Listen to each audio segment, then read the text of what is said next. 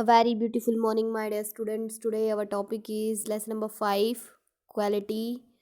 Honeycomb का जो हमारा लेसन चल रहा था, लेसन 5, वो हमने कंप्लीट रीड कर लिया था। आज हम उसकी textual exercise and word meaning करेंगे।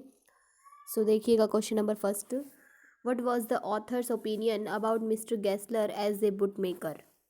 ये कह रहा है कि what was the author's opinion, author का क्या ओपिनियन था, मतलब जूते बनाने वाले के रूप में लेखक का मिस्टर गेस्लर के बारे में क्या दृष्टिकोण था।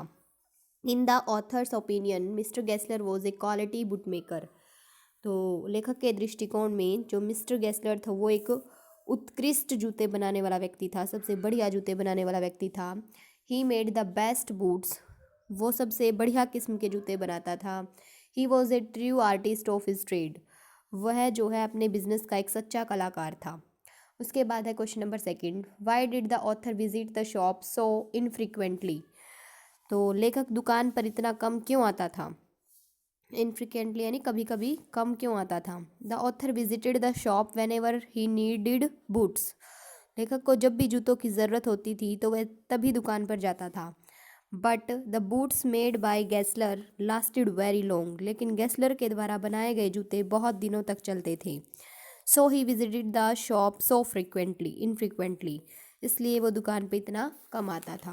उसके बाद है what was the effect on mister Gessler of the author's remark about a certain pair of boots. किसी एक खास जोड़ी जूते के बारे में कहे गए लेखक के शब्दों का मिस्टर गेस्लर पर क्या प्रभाव पड़ा। तो देखिए answer, he expected the author to withdraw और क्वालिफाई हिज स्टेटमेंट। वह चाहता था कि लेखक या तो अपनी शिकायत को वापस ले ले या संशोधित कर ले। He could not believe the author's remark, उसे लेखक के शब्दों पर विश्वास नहीं हो रहा था। Lastly he sad that he would not charge any money for those bad boots, अंत में उसने कहा कि वह उन खराब जूतों के लिए उससे पैसे नहीं लेगा। देखो बच्चों, एक बार जब वो ऑथर गया था ना उसके पास, मिस्टर गेस्लर के पास, उसने क्या कहा, ये जो जूते हैं, उसने जो जूते पहने देखे कि वो बोलता है कि ये तो मेरी मेरी उसके दुकान के जूते नहीं हैं। वो कहता है हाँ ये तो आपकी दुकान के जूते नहीं हैं, ये मैंने किसी कारणवश से किसी बाहर से ख़रीद लिए थे बड़ी कंपनी से। तो वो मिस्टर गेस्लर कहता है कि अगर ये मेरे जूते हैं तो मैं इनका पैसा भी नहीं लेता क्योंकि ये ख़राब हो चुके हैं, बट मुझे पता है कि ये जूते मेरी दुकान के नहीं हैं। उसके बाद what was mister Gessler's complaint against big firms, कि गेस्लर की बड़ी फर्मों के खिलाफ क्या शिकायत थी। His complaint was that the big firms had no self respect, उसकी शिकायत ये थी कि बड़ी फर्मों का कोई आत्मसम्मान नहीं होता।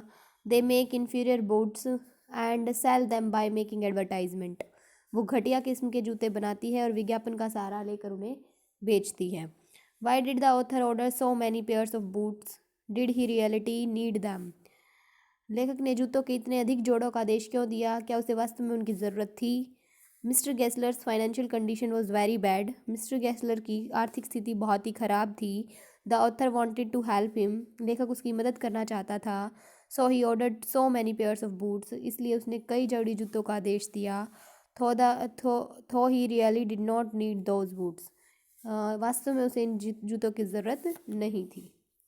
सो हमने इसके 5 क्वेश्चन कर लिए हैं बच्चों, और इसके जो वर्ड मीनिंग हैं वो आप लोगों को करने हैं अच्छे से।